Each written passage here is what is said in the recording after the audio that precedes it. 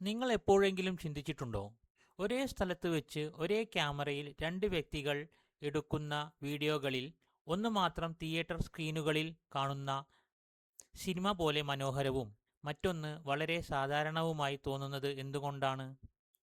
വില കൂടിയ ക്യാമറകൾ ഉണ്ടെങ്കിൽ നല്ല വീഡിയോകൾ ചെയ്യാം എന്നത് ഒരു തെറ്റായ ധാരണ മാത്രമാണ്. ക്യാമറയുടെ പിന്നിലെ യഥാർത്ഥ മാജിക് ഒളിച്ചിരിക്കുന്നത് മൂന്ന് രഹസ്യവാക്കുകളിലാണ്. ഈ രഹസ്യങ്ങൾ അറിയാമെങ്കിൽ നിങ്ങളുടെ ഫോണിൽ പോലും ഒരു സിനിമാറ്റിക് വിഷ്വൽ സൃഷ്ടിക്കാൻ നിങ്ങൾക്ക് സാധിക്കും. ആ രഹസ്യങ്ങൾ എന്തൊക്കെയാണെന്ന് അറിയണ്ടേ? ഒരു വീഡിയോ എഡിറ്റർക്കും വീഡിയോഗ്രാഫർക്കും ദൃശ്യങ്ങളെ നിയന്ത്രിക്കാൻ നൽകുന്ന ഏറ്റവും ശക്തമായ ആയുധമാണ് ക്യാമറ. എന്നാൽ ഭൂരിഭാഗം ആളുകളും ക്യാമറയുടെ ഓട്ടോ ഫോക്കസ് ഉപയോഗിച്ച് ദൃശ്യങ്ങൾ പകർത്തുമ്പോൾ യഥാർത്ഥ വിഷ്വൽ സ്റ്റോറി ടെല്ലർമാർ ക്യാമറയെ തങ്ങളുടെ വിരൽത്തുമ്പിൽ നിയന്ത്രിക്കുന്നു. വെളിച്ചവും നിഴലും ക്യാമറയുടെ ലെൻസും തമ്മിലുള്ള ആഴത്തിലുള്ള ബന്ധം മനസ്സിലാക്കുമ്പോൾ മാത്രമാണ് ഒരു സാധാരണ ദൃശ്യം പോലും ജീവസുറ്റതായി മാറുന്നത്. അത് എങ്ങനെയാണെന്ന് നമുക്ക് വിശദമായി പരിശോധിക്കാം. എക്സ്പോഷർ ട്രയാങ്കിൾ, വെളിച്ചത്തിൻ്റെ കളിക്കളം. ക്യാമറ പഠനത്തിൻ്റെ ഏറ്റവും പ്രധാനപ്പെട്ട അടിത്തറയാണ് എക്സ്പോഷർ ട്രയാങ്കിൾ. ഒരു വീഡിയോയിൽ എത്രത്തോളം വെളിച്ചം വേണമെന്ന് തീരുമാനിക്കുന്ന മൂന്ന് ഘടകങ്ങളാണിവ: അപ്പാർച്ചർ, ഷട്ടർ സ്പീഡ്, ISO. മനുഷ്യൻ്റെ കണ്ണിൻ്റെ പാപ്പില്ലകൾ അഥവാ ഐറിസ് വെളിച്ചത്തിനനുസരിച്ച് ചെറുതാവുകയും വലുതാവുകയും ചെയ്യുന്നത് പോലെയാണ് അപ്പാർച്ചറിൻ്റെ പ്രവർത്തനം. ലെൻസിൻ്റെ ഉള്ളിലെ ദ്വാരം വലുതാവുമ്പോൾ കൂടുതൽ വെളിച്ചം ഉള്ളിലേക്ക് കയറുകയും ബാക്ക്ഗ്രൗണ്ട് മനോഹരമായി ബ്ലർ ആവുകയും ചെയ്യും. ഇതിനെയാണ് നമ്മൾ സിനിമാറ്റിക് ബൊക്കെ എഫക്റ്റ് എന്ന് വിളിക്കുന്നത്. എന്നാൽ വെളിച്ചം മാത്രം പോരാ. ആ വെളിച്ചം എത്ര സമയം ക്യാമറയ്ക്കുള്ളിൽ നിൽക്കണം എന്ന് തീരുമാനിക്കുന്നത് ഷട്ടർ സ്പീഡാണ്. സ്പോർട്സ് വീഡിയോകളിൽ ഓരോ ചലനവും കൃത്യമായി പകർത്താൻ ഉയർന്ന ഷട്ടർ സ്പീഡ് വേണം. മൂന്നാമത്തെ ഘടകമായ ISO ഇരുണ്ട സാഹചര്യങ്ങളിൽ വെളിച്ചം കൃത്രിമമായി വർദ്ധിപ്പിക്കാൻ സഹായിക്കുമെങ്കിലും അത് അമിതമായാൽ വീഡിയോയിൽ തരിതരിപ്പുകൾ അഥവാ നോയ്സ് വന്ന് വീഡിയോയുടെ ക്വാളിറ്റി നശിപ്പിക്കും. ഈ മൂന്ന് കാര്യങ്ങൾ കൃത്യമായി സമന്വയിപ്പിക്കാൻ പഠിക്കുന്നതോടെ നിങ്ങൾ ക്യാമറയുടെ പകുതി കാര്യങ്ങളും കീഴടക്കി കഴിഞ്ഞു.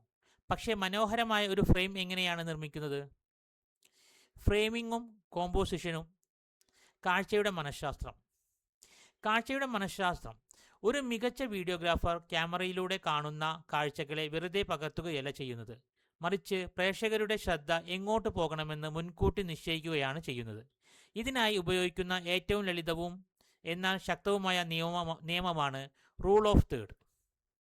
നിങ്ങളുടെ ക്യാമറ സ്ക്രീനിനെ 9 തുല്യ ഭാഗങ്ങളായി തിരിക്കുന്ന വരകൾ ഉണ്ടെന്ന് സങ്കല്പിക്കുക.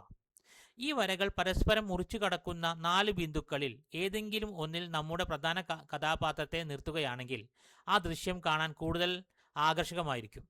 ഇതോടൊപ്പം തന്നെ പ്രധാനമാണ് ക്യാമറ ആംഗിളുകൾ. ഒരു കഥാപാത്രത്തെ ശക്തനായി കാണിക്കാൻ ക്യാമറ താഴെ നിന്ന് മുകളിലേക്ക് നോക്കുന്ന ലോ ആംഗിളും ആ കഥാപാത്രത്തിൻ്റെ നിസ്സഹായാവസ്ഥ കാണിക്കാൻ മുകളിൽ നിന്ന് താഴേക്ക് നോക്കുന്ന ഹൈ ആംഗിളും ഉപയോഗിക്കുന്നു. എഡിറ്റിംഗ് ടേബിളിൽ ഇരിക്കുമ്പോൾ ഈ ഷോട്ടുകൾ എങ്ങനെയാണ് കഥയുടെ ഒഴുക്കിനെ മാറ്റുന്നത് എന്ന് നിങ്ങൾക്ക് അത്ഭുതത്തോടെ മനസ്സിലാക്കാൻ സാധിക്കും.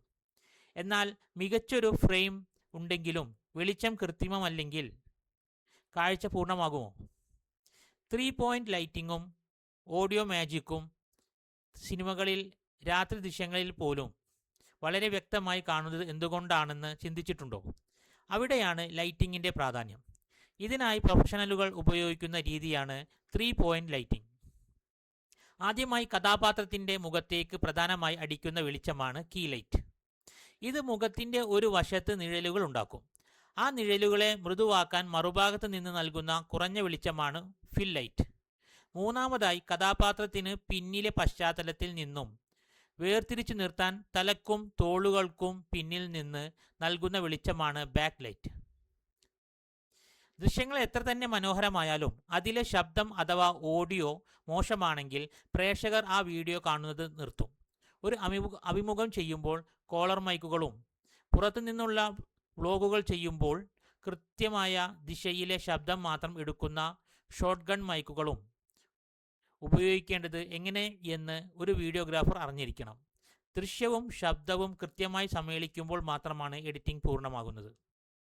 ചുരുക്കത്തിൽ ക്യാമറയുടെ സാങ്കേതിക വശങ്ങൾ കൃത്യമായി മനസ്സിലാക്കി ശരിയായ ലൈറ്റിങ്ങിലൂടെ ദൃശ്യങ്ങൾ പകർത്തുമ്പോൾ മാത്രമാണ് ഒരു വീഡിയോ എഡിറ്റർക്ക് മികച്ച രീതിയിൽ അത് എഡിറ്റ് ചെയ്ത് മാറ്റാൻ സാധിക്കുന്നത്. ക്യാമറ ചെയ്യുമ്പോൾ തന്നെ എഡിറ്റിങ്ങിനെ കുറിച്ച് ധാരണയുണ്ടായിരിക്കുന്നത് നിങ്ങളെ മറ്റുള്ളവരിൽ നിന്നും വ്യത്യസ്തനാക്കും. കഠിനാധ്വാനവും കൃത്യമായ പരിശീലനവും ഉണ്ടെങ്കിൽ നിങ്ങൾക്കും ഒരു മികച്ച വിഷ്വൽ ക്രിയേറ്റർ ആകാൻ സാധിക്കും. നിങ്ങൾക്ക് ക്യാമറയെക്കുറിച്ചുള്ള ഈ വിവരങ്ങൾ ഉപകാരപ്രദമായി തോന്നിയെങ്കിൽ ചാനൽ സബ്സ്ക്രൈബ് ചെയ്യാനും നിങ്ങളുടെ അഭിപ്രായങ്ങൾ താഴെ കമൻറ്റ് ചെയ്യാനും മറക്കരുത്. അടുത്ത ഒരു വീഡിയോയിൽ പുതിയൊരു വിഷയവുമായി വീണ്ടും കാണാം. നന്ദി.